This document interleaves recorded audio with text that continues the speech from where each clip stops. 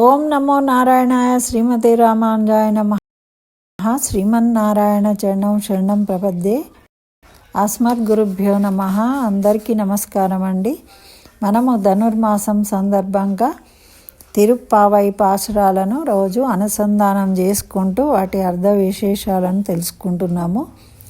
మనము ఈరోజు 5వ పాసురాన్ని వినపం చేసుకొని వాటి యొక్క అర్థ విశేషాన్ని తెలుసుకుందాం. అయితే ఈ దాంట్లో మనకు గోదా గోపిక పిలుపును అందుకొని గోపికలందరూ చేరిండ్రు ఒకచోట. ఇక వ్రతం చేయాలి, స్నానం చేద్దాం రమ్మని పిలిచింది కదా, అందరు చేయడానికి వచ్చిండ్రు. వరుణదేవుణ్ణి ఆహ్వానించిండ్రు, వర్షం కురువు, మేము స్నానం చేస్తాము అని. ఇక వర్షం పడి స్నానం చేసుకొని వీళ్ళు కృష్ణుడిని దర్శించుకోవడానికి వెళ్ళాలి. అయితే వెళ్ళే ముందు ఇక్కడ చేరిన గోపికలందరూ కొందరు కొత్తగా వచ్చారు, కొందరు ఇంతకుముందు ఉన్న వాళ్ళు సీనియర్స్ ఉన్నారు, ఇట్లా చాలా రకాల మంది ఉన్నారు. అయితే వీళ్ళందరూ కూడా వాళ్ళ అనుమానాలు ఉన్నాయి. ఈ వ్రతం చేయాలంటున్నారు, మనకు కూడా అంతే కదండి. ఎక్కడికన్నా ఏదైనా ప్రోగ్రాంకి పోతే ఎన్ని అనుమానాలు వస్తూ ఉంటాయి. ఇంట్లో కూడా ఆ గోపికలకు కొన్ని అనుమానాలు వచ్చినాయట. అటు ఇటు కాకుండా ఒక గోపికకి ఏమి అనుమానం వచ్చింది అంటే, ఇప్పుడు వాళ్ళ అనుమానాలన్నీ వింటూ ఉంది గోదా గోపిక. విన్న తర్వాత తను సమాధానం చెప్తుందన్నమాట. అయితే ఇప్పుడు కొంచెం సీనియర్ అన్నమాట ఈమె. మరి ఎంతటి గొప్పవాళ్ళు ఏం పని చేసినా కూడా ఏదో ఒక ఆటంకం వస్తుంది కదమ్మా, మరి మన వ్రతానికి ఏమీ ఆటంకాలు ఉండవా, చేయడము సులువేనా? మరి ఆటంకము నాకేమనిపిస్తుందంటే, మనము తెలిసి తెలియక చేసిన ఎన్నో జన్మల పాపాలు ఉన్నాయి కదా, ఈ పాపములకు ప్రాయశ్చిత్తం చేసుకోకుండానే మనము ఈ వ్రతం చేస్తే ఫలితం మనకు దొరుకుతుందా? శ్రీకృష్ణ కైంకర్య భాగ్యం మనకు దక్కుతుందా? మరి మనం రాణిస్తాడా అని ఒక గోపిక తన అనుమానాన్ని వెలిబుచ్చిందట. అప్పుడు ఇంకో గోపిక ఏమంటుంది, అవునవును నిజమే, నువ్వు అన్నది సాక్షాత్తు ఆ శ్రీరామచంద్రుడికే పట్టాభిషేకం చేస్తాము అంటే ఆటంకం వచ్చింది, చేయలేకపోయిండు దశరథ మహారాజు. విధి ముందు మనం ఎంత వారము, అటువంటి రాముడికే అటువంటి ఆటంకం కలిగినప్పుడు అని ఆమె అంటుంది. ఇట్లా పుణ్యపాప రూప కర్మలు చేసిన వారు తప్పక అనుభవించి తీరవలసిందే అని ఇంకొక గోపిక అంటుంది. ఇవి వింటూ ఉన్నది కదా. అయితే ఇంకొక గోపిక ఏమంటున్నదంటే, ఆమె కొత్తగా చేరిందట. ఆమెకు వీళ్ళ మాటలన్నీ వింటుంటే ఇంకా ఆశ్చర్యం కలిగి, అయ్యో అట్లా నాకు అసలు కర్మ అంటే ఏంటి, మీరు కర్మ అంటున్నారు అని అడిగితే వీళ్ళందరికీ సమాధానంగా ఒక అనుభవజ్ఞురాలైన గోపిక చెప్తూ ఉందట. కర్మ అంటే ఏమనుకుంటున్నారు, మనం చేసే పనే కాదు, మన ఆలోచనలు కూడా, మనం ఆలోచనలు చేసే వాటిని కూడా కర్మలే అంటాము, వాటి ఫలితం కూడా కర్మనే. మరి కార్యకారణములను గొలుసు కర్మ 3 రకాలు ఉంటుంది. అది సంచిత కర్మ, ప్రారబ్ధ కర్మ, ఆగామి కర్మ అని. మరి సంచిత కర్మ అంటే మనము ఎన్నో జన్మలకు ముందు ముందు జన్మలలో చేసిన పుణ్యపాపాలు, మరి పాపాలు. అదేవిధంగా ప్రారబ్ధం అంటే ఇప్పుడు ఈ శరీరంతో ఈ జన్మలో చేస్తున్న కర్మలు. మరి ఆగామి అంటే మరి ఇంకా ముందు జన్మలలో మనము అనుభవించదగినవి, ఇంత మళ్ళీ తర్వాత జన్మలో చేసేవి. ఈ విధంగా 3 కర్మలు ఉంటాయి. మరి ఇటువంటి పుణ్యకర్మలు ఎక్కువ చేస్తే పాపకర్మలు నశిస్తాయా మరి అంటే లాభం లేదు, దేని లెక్క దానికే ఉంటుంది. పాపకర్మ పుణ్యకర్మ 2 దేనికది పోవలసిందే. మనం పుణ్యం చేస్తే పుణ్యం వల్ల సుఖాలు అనుభవించాలి, అదేవిధంగా పాపం చేస్తే పాపం వల్ల కష్టాలు కూడా అనుభవించవలసిందే, దేని లెక్క దానికే ఉంటుంది అని తెలియజేసింది అన్నమాట. అయితే అప్పుడు ఒక జ్ఞానం గల గోపిక చెప్తూ ఉందట. ఏమంటుందంటే అది ఏమీ ఉండదు, ఆ పరమాత్మను దర్శించగానే కర్మలన్నీ తొలగిపోతాయి మనకు అని ఉపనిషత్తు చెప్తూ ఉన్నది. మన పెద్దల వల్ల కూడా నేను విని ఉన్నాను. మన కర్మలను ఫలం ఇచ్చేవాడు భగవానుడు కాబట్టి ఈ కర్మల వల్ల ఫలం రాదు, కర్మ ఫలాన్ని ఇచ్చేవాడు భగవంతుడు కాబట్టి మనకు సుఖము పుణ్యకర్మల వలన, దుఃఖం పాపకర్మల వల్ల వస్తుంది అన్నది తప్పు. అలా అనుకోకూడదు. మనకు సుఖ దుఃఖములను ఇచ్చేవాడు పరమాత్ముడు కాబట్టి మనం పరమాత్ముని చెంతకు వెళ్తున్నాము. ఆయన అనుగ్రహం ఉంటే మనకి కర్మలు ఏవి అంటవు. పరమాత్మ అనుగ్రహం లభించినప్పుడు మనకు వీటితోని సంబంధమే ఉండదు అని మన పెద్దలు చెప్పిన విధంగా మనము ఈ వ్రతాన్ని ఆచరిస్తున్నాం కాబట్టి ఆ భగవద్ అనుగ్రహానికి కూడా పాత్రులమే అవుతాము అని ఈ గోపిక, జ్ఞానవంతురాలైన గోపిక చెప్పిందనమాట. అయితే ఈ గోదా గోపిక ఇప్పుడు చెప్తున్నది, మరి శరణాగతి రహస్యము తెలుసుకున్న వాళ్ళు నిరాశపడరు. భగవంతుణ్ణి ఆశ్రయిస్తే అన్నీ తొలగిపోతాయి అన్నప్పుడు మనం నిరాశపడే అవసరం లేదు. భగవంతునిగాక ఇతరులను అనగా కర్మలను, జ్ఞానము భక్తిని ఉపాయంగా ఆశ్రయించి వారికి ప్రారబ్ధము తీరు వరకు, శరీరం పతనం వరకు నిరీక్షించి ఉండాలి.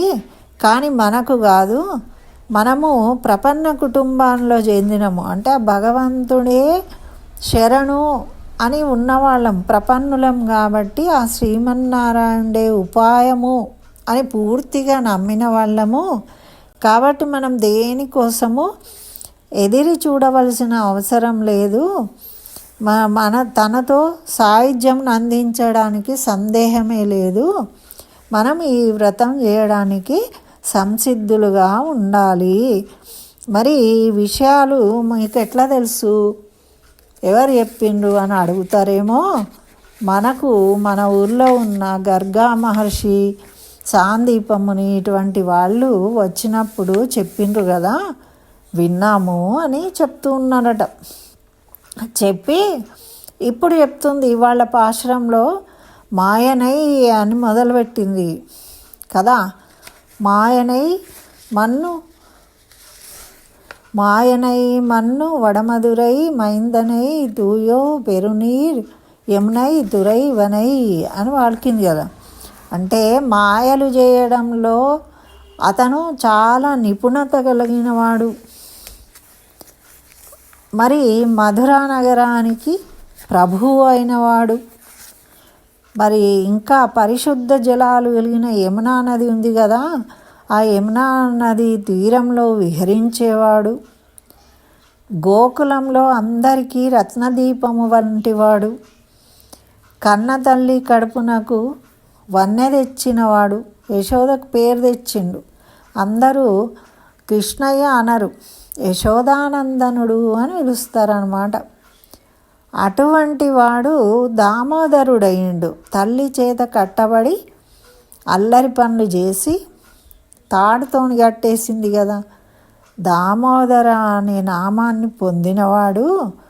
అయినా ఆ శ్రీకృష్ణుణ్ణి మనం చేరి పరిశుద్ధులమై పరిశుద్ధములైన పుష్పాలను సమర్పించి మొక్కి నోరారా కీర్తించి మనసారా ధ్యానించి భక్తితో శ్రద్ధతో నామస్మరణ చేసినట్టయితే మనం మునుపు చేసిన పాపాలన్నీ కూడా తొలగిపోతాయి. అదేవిధంగా సంభవించగల పాపాలు కూడా నిప్పురవ్వ తగిలిన దూది పింజముల వలె దగ్ధమైపోతాయి అని వాళ్ళకి ధైర్యం చెప్తుందన్నమాట. భగవంతుడే మనవాడై ఉన్నప్పుడు మనము ఆలోచించే అవసరం లేదు, నిత్యమైన భక్తిని కలిగి ఉండాలి, సేవించాలి అంటుంది. మరి ఇక్కడ పరిశుద్ధములైన పుష్పాలు అన్నది. పరిశుద్ధమైన పుష్పాలు ఏంటి? భగవంతుడికి ఇష్టమైనవి అంటే అహింస ప్రథమం పుష్పం, ఇంద్రియ నిగ్రహం అనేది ఒక పుష్పం, సర్వభూత దయా పుష్పం, అన్ని జీవులందు దయ కలిగి ఉండడము, క్షమా పుష్పం అంటే ఎవరినైనా క్షమించగలిగే గుణం ఉండాలి తప్పు చేసిన వాణ్ణి, జ్ఞానం కలిగి ఉండాలి అదొక పుష్పం, పుష్పము తపస్సు చేయగలిగిన పుష్పము, ధ్యానం చేస్తే అదొక పుష్పం అవుతుంది, సత్యము అంటే అబద్ధాలు చెప్పకూడదు, సత్యాన్ని మాట్లాడితే కూడా మనము భగవంతునికి పువ్వును సమర్పించినట్టు. ఇట్లా ఇవన్నీ పుష్పాలు. ఇట్లాంటి పుష్పాలు ఆయనకి ఇష్టం. ఏదో పైసలు పెట్టి కొనుక్కొచ్చి ఎక్కడి నుంచో ఎవరింట్లో నుంచో దొంగతనంగా తెంపుకొచ్చి 100 పూలు పెట్టినా 10 పూలు పెట్టినా 20 పూలు పెట్టినా అంటే కాదు, వాటికి విలువ లేదు. ఆయనకి ఇవ్వవలసిన పుష్పాలు ఏం లేవు. మన ప్రవర్తన, మన మంచి గుణాలే ఆయనకి అర్పించుకుంటే, మనం వాటిని ఆచరిస్తే ఆయన ప్రీతిపాత్రుడయ్యి మనను అనుగ్రహిస్తాడు అని తెలియజేస్తుంది. ఇక్కడ మనోవాక్కాయములు 3ను ఆ భగవానుని యందు నిలిపి మనం ఇవన్నీ పాటించాలి. ఇతరులని ఇబ్బంది పెట్టకూడదు. ఎవరైనా పొరపాటున తప్పు చేస్తే తీవ్రంగా కఠినంగా మాట్లాడొద్దు, క్షమించి వదిలేయాలి. జ్ఞానం కలిగి ఉండాలి. ఏది తప్పు, ఏది కరెక్టు, ఏది మంచిది, ఏది చెడ్డది అనే జ్ఞానం కలిగి ఉండాలి. అప్పుడప్పుడు ధ్యానం చేయాలి, నామస్మరణ చేయాలి. అబద్ధాలు మాట్లాడకూడదు, సత్యాన్ని మాట్లాడాలి, హితవుగా మాట్లాడాలి, హింసించకూడదు.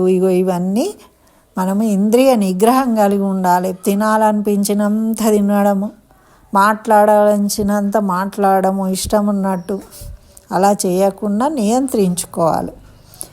అవన్నీ చేస్తే భగవంతుడికి ప్రియంగా ఉంటుంది, అనుగ్రహిస్తాడు. మీరు ఏమి భయపడాల్సిన అవసరం లేదు. ఇప్పటివరకు అట్లున్నా కూడా ఇప్పుడు మారిపోండి అని మనకు బోధిస్తుంది. మరి పరమాత్మ పరమపదంలో ఉంటాడు కదా, పగటిపూట వెలిగించిన దీపం వలె ఉంటాడు ఆయన. ఎప్పుడు సూర్యుడి కన్నా వెలుగు కలిగిన వాడు అన్నమాట. అక్కడ సూర్యుడు అవసరం లేదు. అట్లాంటి కళ్యాణ గుణములు ప్రకాశించేవాడు. మరి చూపుటకు వీలు కాదు, మనం చూడడానికి మనకు వీలు కాదు. మనము ఇవన్నీ పాటించినప్పుడు చూడగలుగుతాము. మనం వట్టి కళ్ళతో ఇప్పుడు చూడాలి అంటే మనం ప్రదర్శించాడు, మనకు ఆ శక్తి లేదన్నమాట.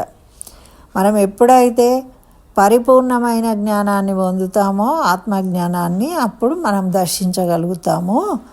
మరి కృష్ణుడు యశోద చేత తాడుతో కట్టబడ్డాడు కాబట్టి దామోదర అని నామాన్ని ఇక్కడ చెప్పిండ్రు. అదేవిధంగా మనకు ఈ కృష్ణనామాన్ని చెప్పింది. ఓం శ్రీకృష్ణాయ నమః, ఓం దామోదరాయ నమః, యమునా తీర విహారాయ నమః అని కృష్ణాష్టకంలో ఉంటాయి కదా. అటువంటి నామాలను స్మరించాలి ఈ రోజంతా అని మనకు గోదమ్మ ఈ పాశురం ద్వారా తెలియజేస్తుంది. ఈ పాశురానికి ఎవరు చదువుతారో, దీన్ని ఎవరు అర్థం చేసుకుంటారో, భక్తి శ్రద్ధలతోని ఎవరు నమస్కరించుకుంటారో వాళ్ళకున్న పాపాలు తొలగిపోతాయి, కష్టాలు తొలగిపోతాయి, చక్కగా ఆనందం కలుగుతుంది అని మనకు గోదాదేవి ఈ పాశురం ద్వారా తెలియజేసింది. కాబట్టి అందరము ఆ కృష్ణనామాన్ని జపించి కృష్ణుడి యొక్క అనుగ్రహాన్ని పొందుదాం. ఆండాళ్ దివ్య తిరువడిగలే శరణం. స్వస్తి. సర్వం శ్రీకృష్ణ చరణారవిందార్పణమస్తు.